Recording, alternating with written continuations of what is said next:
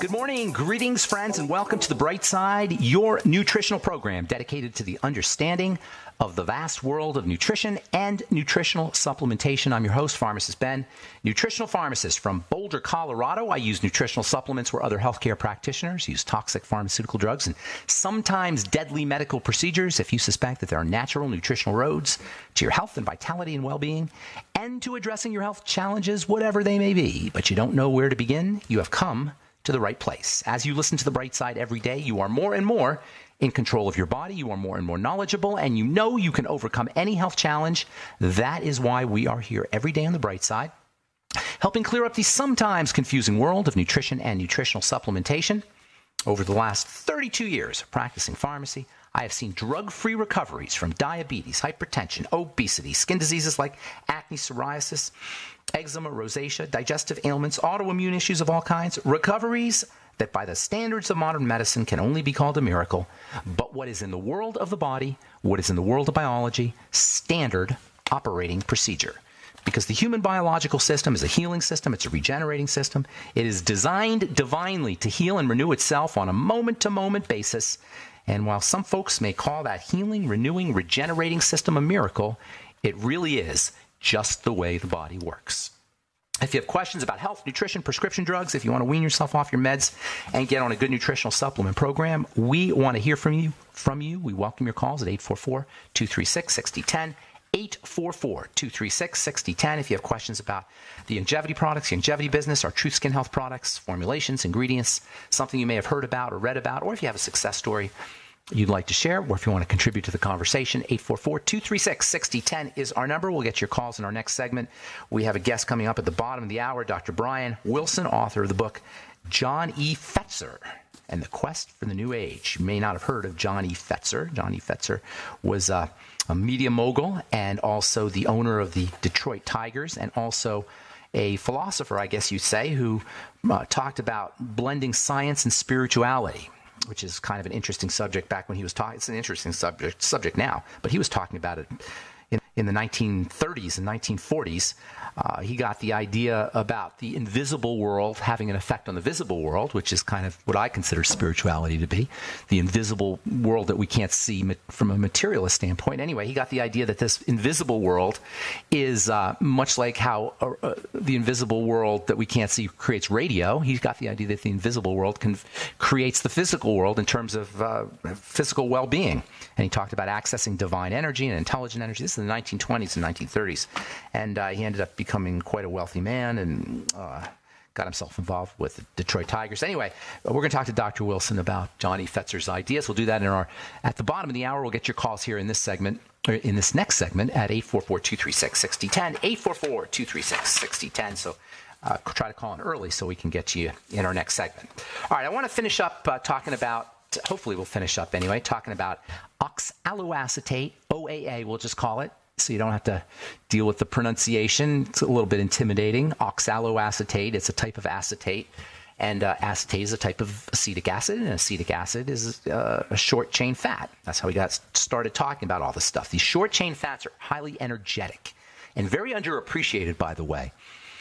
They can be used as supplements or as food. This is why apple cider vinegar is such a powerful food, I guess you'd say, or condiment, because it's a way of giving the body these high-energy, short-chain fatty acids in the form of acetic acid. Now, there's other things in apple cider vinegar, to be sure, but a lot of the multifunctionality that's associated with apple cider vinegar is a result of this acetic acid, which is involved in energy production. Oxaloacetate is a more refined version, I guess you could say, of acetic acid, and that makes it even more refined and targeted, or it gives it an ability to target, I should say, the energy production chemistry inside a cell, specifically inside one of the little substructures inside a cell. They call them suborganelles, these little tiny structures. It's cool enough that you have a cell that's got 1/100th the size of a head of a pin that can do all the things it does. But within a cell, you've got hundreds of thousands, maybe millions of little subcellular organs, organelles they call them. They do things. They have their own specific structures within the structure called a cell. That, to me, is just so mind-blowing. And one of those structures is something called the mitochondria, which everybody, well, not everybody, but you guys have probably heard of it, because the mitochondria have been in the news. The mitochondria, they're known as the energy furnaces of a cell. And keeping in mind that aging and illness involve some aspect of energy deficits, anything you could do to support the health of the mitochondria and thereby support energy production is going to be in your interest. And this is where OAA comes in. And this is what makes OAA so multifunctional, because it's working at this level of energy, cell energy. So OAA can mitigate the effects from everything from neurological diseases like multiple sclerosis and myasthenia gravis, to strokes, to traumatic brain injury, to cancer, to just plain old aging. And that all of this is about its ability, OAA's ability, to get into these incredible, miraculous little structures called the mitochondria, which have become, as I say, one of the fashionable aspects of anti-aging and anti-disease. There's a cell can have hundreds to thousands of these little mitochondria inside them, and mitochondrial dysfunction, mitochondrial breakdown as a cause of disease and aging is like a fad among, anyway, a certain group of alternative practitioners, as well as for some of the more forward-thinking representatives of the more orthodox, conventional, mainstream medical model are getting hip to this idea that working on the mitochondria can be really helpful. And you've got all kinds of supplements now that are being recommended for mitochondrial supports, they call it, whether it's from a chiropractor or an alternative practitioner or from a medical doctor. The B complex is probably the most important of your nutrients for mitochondria. This is why the B complex are said to be your energy vitamins. You may have heard that. The B complex are your energy vitamins. Well, it's the reason they say they're your energy vitamins is because they are part of the machinery of energy production. The B vitamins are the raw materials, or they carry the raw materials. I won't get into too much chemistry here, but it's kind of cool. They carry the raw materials of energy production, the B vitamins, especially vitamins B1 and B2. Vitamin C, vitamin D, vitamin E, these are other vitamins that play roles in energy production. So you don't hear about vitamin C being an energy production vitamin, but it most certainly is.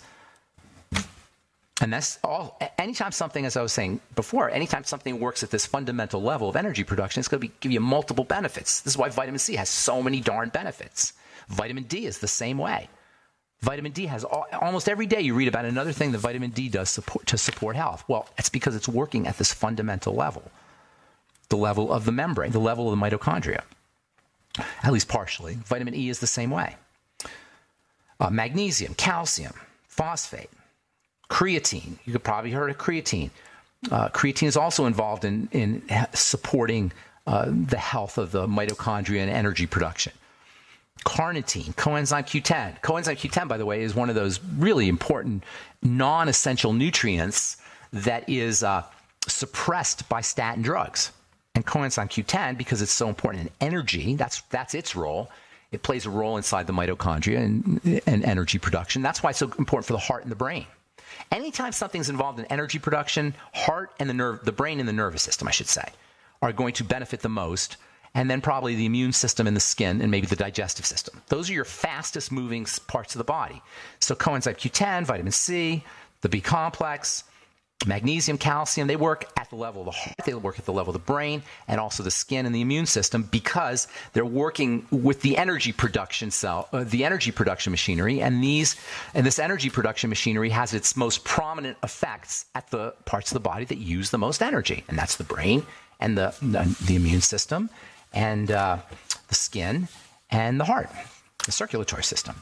And that's why coenzyme Q10 is so important for the heart and the circulatory system. And ironically, that's the nutrient that is most suppressed by your statin drugs, which purport to be good for your heart and for your circulatory system. Which means if you're on a statin drug, make sure you're taking coenzyme Q10. And I'd be taking 100 to 200 milligrams a day, personally. I do take 100 milligrams to 200 milligrams a day of coenzyme Q10 in its ubiquinol form, ubiquinol form, which is the more powerful form of coenzyme Q10. All right, we're going to take a break and come back with your calls. 844-236-6010 is our number. I'm Pharmacist Ben. You're listening to The Bright Side.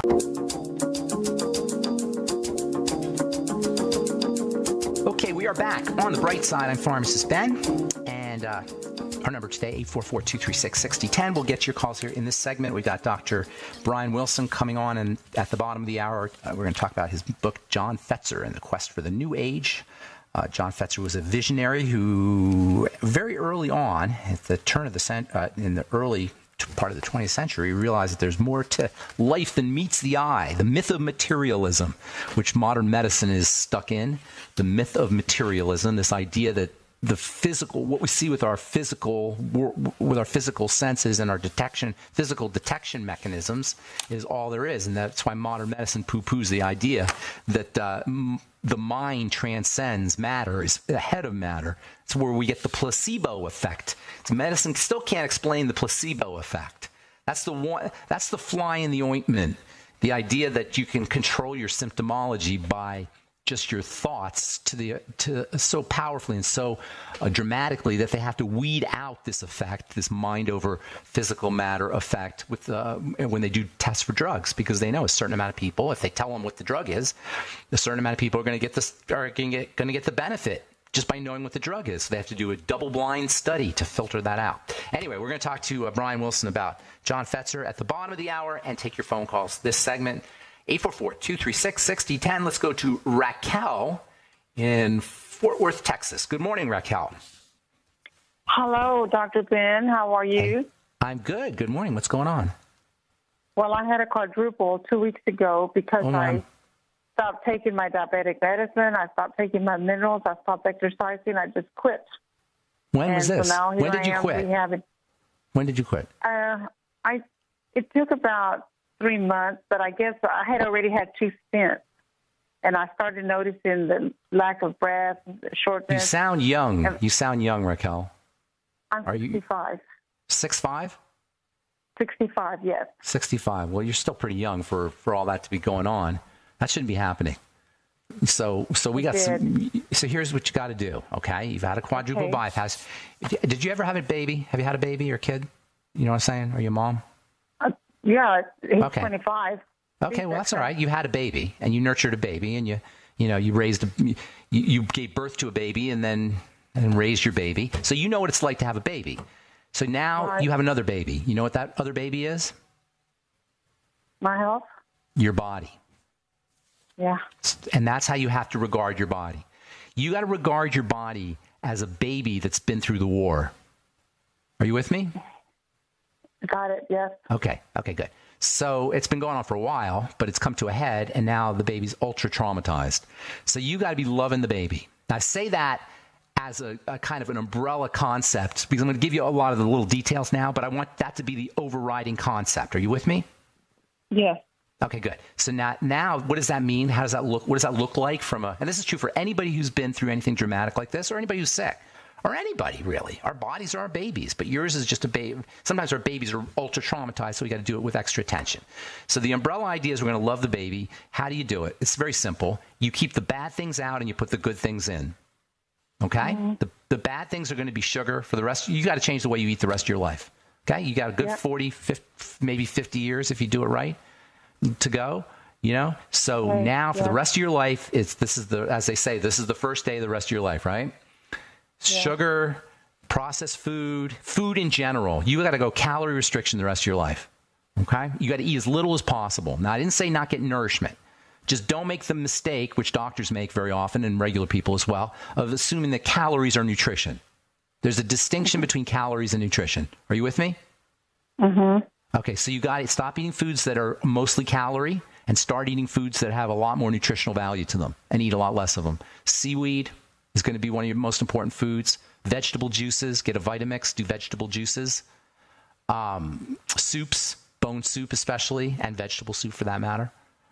Become like, get into cooking and start doing all that. Get a Vitamix for sure, and then get on the Healthy Start Pack and start sipping on the Beyond Tangy Tangerine. I'd be using the Ultimate Niacin, Ultimate Selenium, anything you could do for gut health, the Ultimate Nightly Essence probiotics, fermented foods, from kimchi, that kind of thing. Not so much fermented dairy, but fermented veggies. Ultimate Niacin, Ultimate Selenium, Fucoid Z, Ultimate Enzymes with your meals, glucogel caps. ultimate enzymes. Can I do the liquid glucose gel? It's not as good, but you can do whatever you want. Okay. It's just that I'm limited on my strength right now. So what do you mean? Why would the liquid be different? Because I can just put everything together, my Tangy, my Z-Radical. I see what you're saying. Well, I see what you're saying. Well, it's up to you how you do it, but I'm just giving you some ideas here. Also, go get some extra coenzyme Q10, which we've just talked about. There's two forms, ubiquinol. I was saying this before we went to break. Ubiquinol and ubiquinone. The OL is a little bit more, probably a little bit more effective. It's definitely more expensive, though. So either one, 100 to 200 milligrams a day. Magnesium. Get a book called The Sinatra Solution and read it. Is that with a C or the S? S as in Sam, I as in Igloo, N as in Nancy, A as in Apple, T as in Tom, R as in Randy, A as in Apple. Sinatra, like Frank Sinatra Solution. Okay. And then make sure you're jumping up and down a little bit on a rebounder. Move your lymphatic system. Move your whole circulatory system. Not just walk. I mean, you may have to start off with walking around the block, but you want to be a little bit more vigorous. Body work, yoga. All that's a stretching every day. Mental and emotional, don't forget those. I mean, for that to be happening, for this breakdown to have been happening at the age of 65, there must have been some stuff going on for a long time, right? Okay, so you didn't just wake up one day and have to have a quadruple bypass. Right? So this is the kind of stuff you got to have a whole new lifestyle. You got to have an attitude that you're going to take an attitude that you're going to start a whole new lifestyle. Okay, yeah. Okay. I think I was going out to eat too much, eating all the wrong food. All of that. You can no longer do that. You're going to get to sit there at the restaurant and watch everybody eat while you have a carrot. I mean, I'm laughing. It's going to be hard, but think of the upside. I'm already there because I nearly lost all my appetite. That's funny how the body. It's funny how the body does that. By the way, it'll turn off your appetite when it has to. When it knows that it's got to do some work, like correcting itself and calming down, it'll shut down your appetite. Go ahead. Can I continue to eat my eggs over medium? You'll have to see how you do. You'll have to see how you do and stop eating when you're no longer hungry. You're going to develop body sensory acuity about your body. You're going to develop an ability to listen to your body, and that's one of the things that happens when we get sick. I want to get one more call in. I hope I helped you out, Raquel. God bless you, and good luck with everything. Let's get Herman on real quick if we can. Herman, are you there? Yes, sir. Can you hear me? Buddy, I might have to let you go here, but ask your question real quick. Let's see if we can do it quickly. Yes, sir. Quick question regarding my mom who has ascites, big belly, okay, yes. on the legs. Okay, that's a liver issue. That's a liver condition, and you got to work on the digestive system primarily from the liver. However, I will tell you, when that swelling takes place and the fluid accumulation in the belly takes place, there's usually been a lot of stuff going on. Is she drinking a lot of alcohol or any alcohol? No alcohol. Okay, because a lot of times it's associated with alcohol. It's a sign of some severe liver problems. Liver is a digestive organ. Never forget that the liver is a digestive organ, among other things, so focus on the gut, especially with gut bacteria. All right, Herman, I apologize. We're out of time. We're going to get to Dr. Brian Wilson when we come back from our break. Thanks for listening to The Bright Side. We'll be back right after this.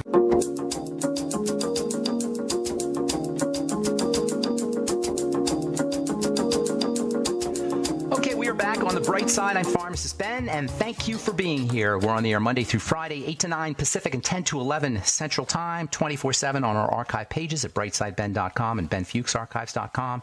Blog posts, news stories at brightsideben.com, videos, and lots of good health information and the longevity products at brightsideben.com, pharmacistben.com, and criticalhealthnews.com.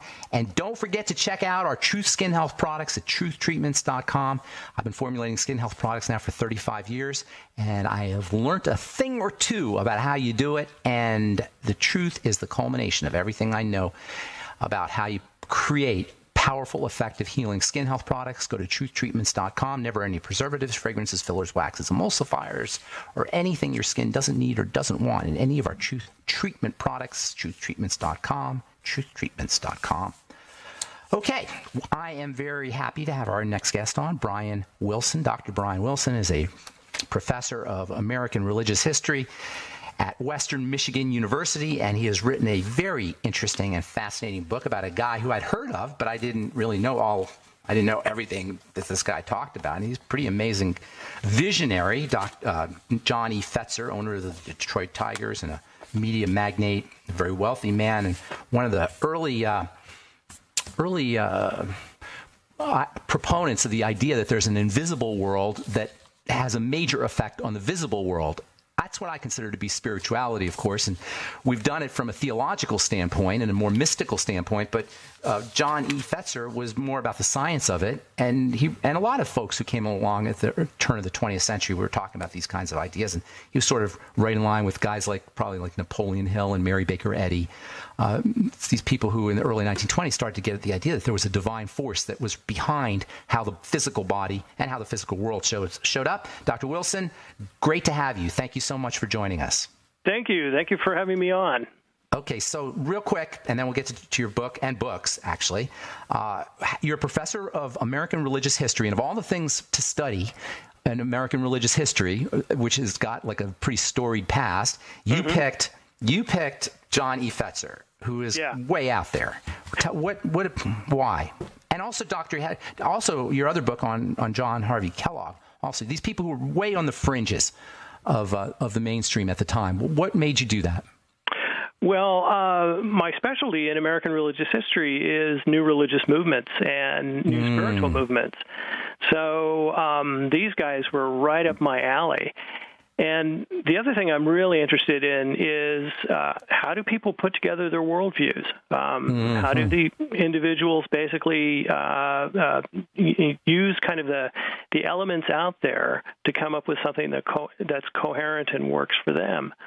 And so for John Harvey Kellogg, it was great because he has a huge documentary record. So it was a fascinating kind of trip to put together the evolution of his worldview. And the same thing with John Fetzer. He left behind a huge paper trail, which for me as a professor, as an academic, just made it a lot of fun to basically follow him through his life, his long life, and see his evolving spirituality. I love what you say about this worldview. It's kind of like everybody has a worldview, but it's on a continuum, like of memes and of mainstream dogma and orthodoxy. And on the other end of the continuum is John Fetzer and visionaries. And most people fall somewhere in that continuum, although the vast majority of people are closer to the orthodox meme belief system kind of thing that they're given. Like we believe what we're given at birth, and then every once in a while you run into a great person like Kellogg or Fetzer. Is that kind of, would you agree with that? Yeah, I would agree. I mean, it's very comfortable to stay in whatever tradition we've been born in or whatever tradition the society basically approves of. But both Kellogg and Fetzer, well, they have something interesting in common. They were both Seventh-day Adventists. John Harvey Kellogg was born into the tradition, and his father was actually one of the first Seventh-day Adventists in Michigan. And John Fetzer, his mother, converted to Seventh-day Adventism when he was a teenager, and he basically followed her into the church. But at a certain point, both men, well, Kellogg was actually kicked out of the church. He was disfellowshipped. And John Fetzer made the choice to leave the church and to begin these kinds of, well, in John Fetzer's case, a metaphysical search, a search among the wide variety of metaphysical traditions for a new worldview that would really make more sense to him than the kind of doctrinaire and dogmatic Christianity he had come out of. Let me ask a couple questions and then answer what you can, and we may have to take a break and we'll just continue. First of all, what exactly is Seventh-day Adventism, and why does it lend itself to this kind of forward thinking? I know there's certain things about how they eat and I know some of the things that they do, but what is it about what are they and what is it about them that leads them to produce these kinds of visionary folks? And then also I want to talk about exactly, I know John E. Fetzer talked a lot about the intelligence in the body and the intelligence in a cell, but how exactly does that relate to health? And in this way, how are Kellogg and Fetzer in terms of their health views aligned? But first about Seventh-day Adventists. Will you tell us a little bit about that? Well, the Seventh-day Adventist tradition actually began in Michigan, and it came out of an earlier movement called Millerism. A man named William Miller had predicted the end of the world, so it's an apocalyptic tradition that's looking for the second coming of Jesus and the creation of, the millennial kingdom, 1,000 years of peace and prosperity on earth. Seventh-day Adventism really coalesced around the prophecies called testimonies of a visionary named Ellen G. White, who received hundreds of testimonies, prophecies from God. And interestingly, it aligned itself with a variety of kind of alternative health movements during the 19th century, because Ellen G. White basically had it revealed to her that God wanted human beings to look after their bodies as well as their souls. So there developed this really interesting connection between body and soul, and the idea that it was very difficult to have a pure soul in an impure body. I see. And Kellogg took that even farther. He kind of turned it on its head and basically said, you need to start with a body. If you want a pure soul, you need to start with a pure body. And was this a radical idea back then? Mm-hmm. Yeah, it was definitely for Seventh-day Adventism, which continues. I mean, it's a lot of the traditional kind of ideas that come out of denominational Christianity. But Kellogg basically took this farther. And instead of this radical notion that God basically is completely separate from the world, he believes that God basically permeated the world, emanated into the world. So there's an intimate connection between everything that is creation and God himself. And, of course, this is true in the human body as well. Did Fetzer take this to a new level because of our understandings of radio and radio waves that came after Kellogg? Do you think he took it to a new level? Yes, I think so. He was fascinated in his early days with the idea that you could pull these energies out of the air and then turn them into voice and music. Like Tesla. Tesla said the same thing. Well, he was Fetzer was an early reader of Tesla's articles and interviews, and he was very influenced by Tesla. I can see that, because a lot of his ideas Tesla would definitely agree with, this idea that there was an energy field that we could tap into. And that's a very powerful there's a religious metaphor, you could say, for that, or you could say that's a metaphor for the religious truth. Either way, I suppose you could look at it. This idea that there's an energy we can tap into, which is really important when it comes to health and something we talk about on this program a lot. Hey, we got to take a break, Dr. Wilson. When we come back, I want to talk more specifically about John E. Fetzer and his views on health, okay? Great. All right, good. I'm Pharmacist Ben. You're listening to The Bright Side. We're talking to Brian C.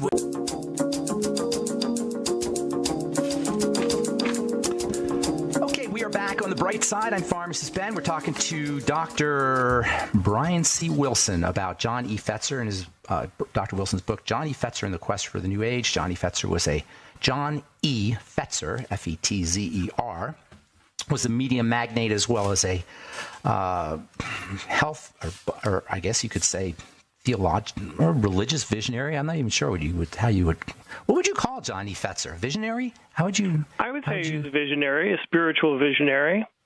Spiritual visionary. One of his ideas was this, he always talked about freedom of the spirit, so everybody should be free to follow their own spiritual path.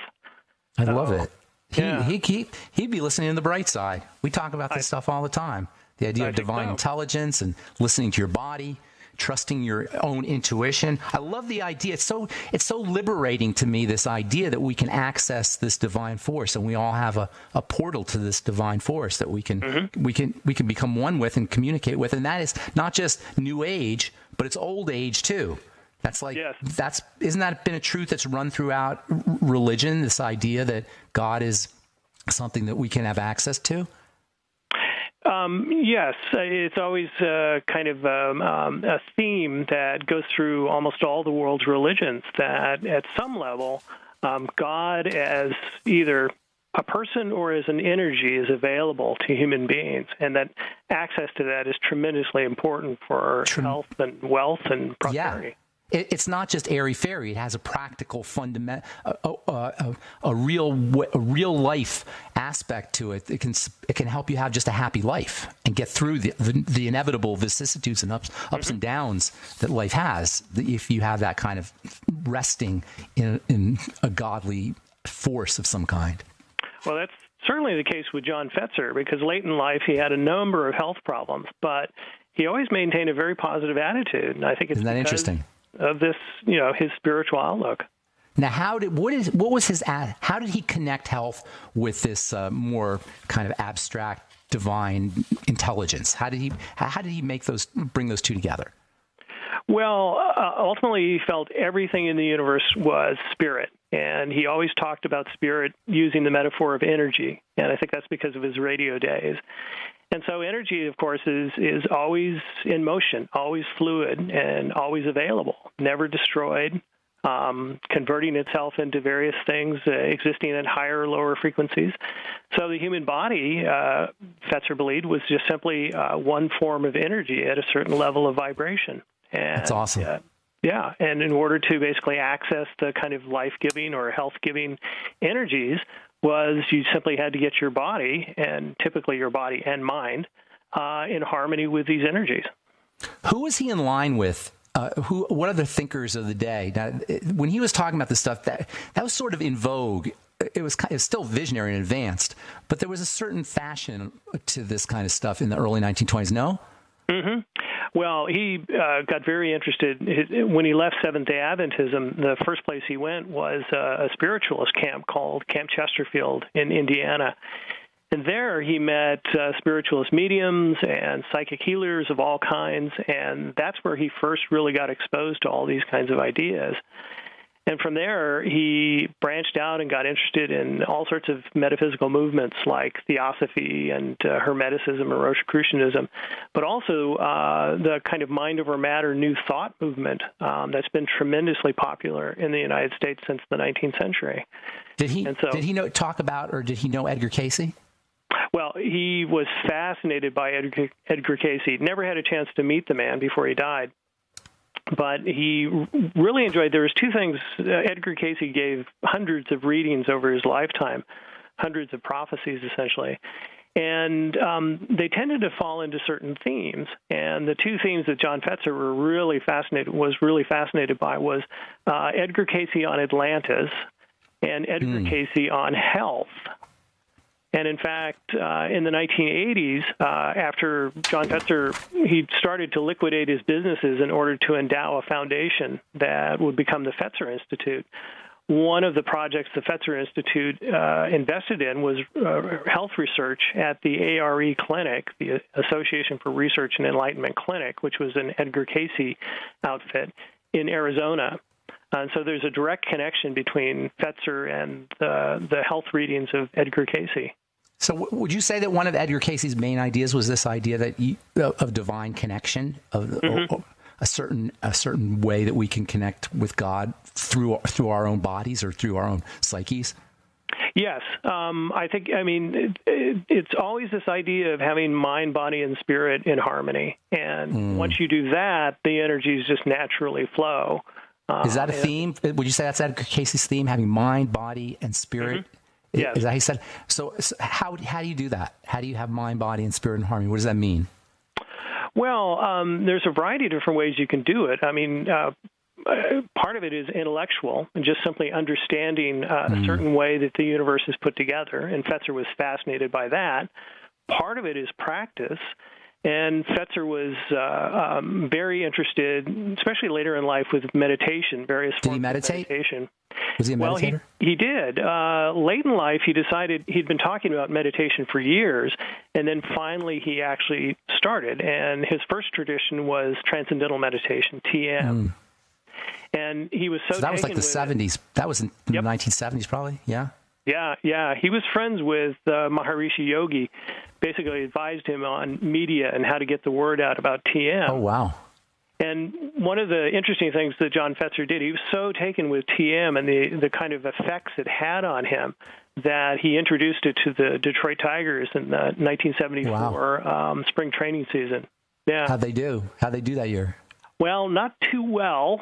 Okay. But a number of the players, at least 3 or 4, continued to practice transcendental meditation for years after that. Do you know anything about TM? Just the outlines of the history. I've never actually practiced it myself. But you know the history of it? Mm-hmm. It's an interesting history. A lot of high-powered people do it.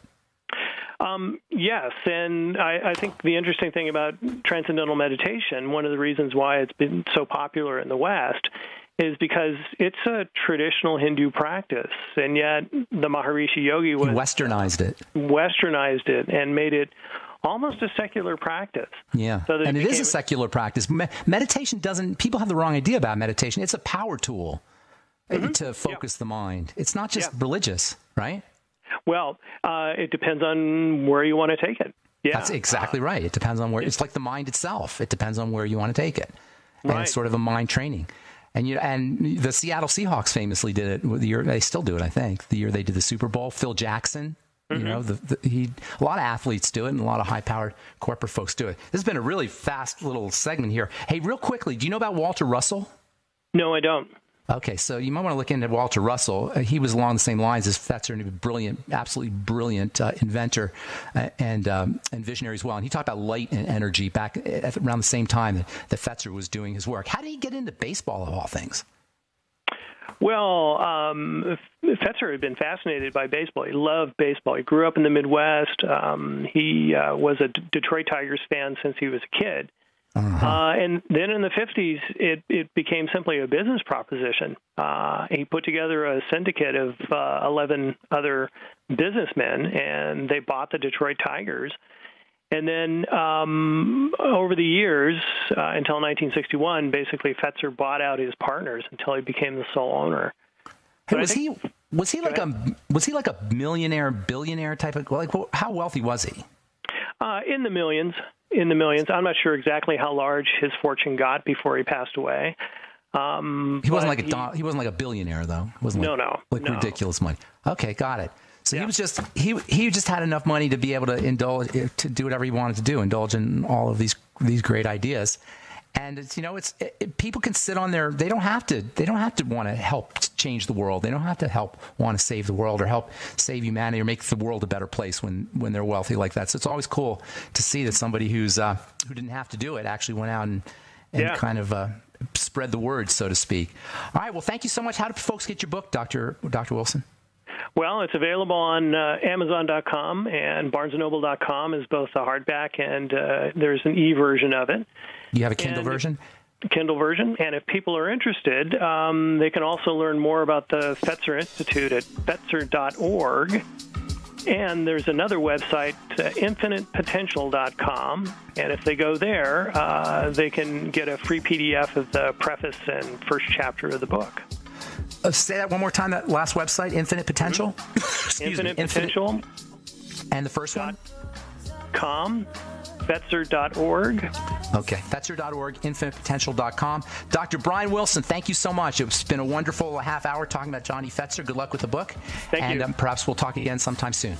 All right, that's it for The Bright Side. Thanks for listening. I'm Pharmacist Ben. Check out our websites, brightsideben.com, pharmacistben.com, and criticalhealthnews.com for the longevity products. Truth Skin Health products are available at truthtreatments.com. We will talk to you later, folks. Bye for now.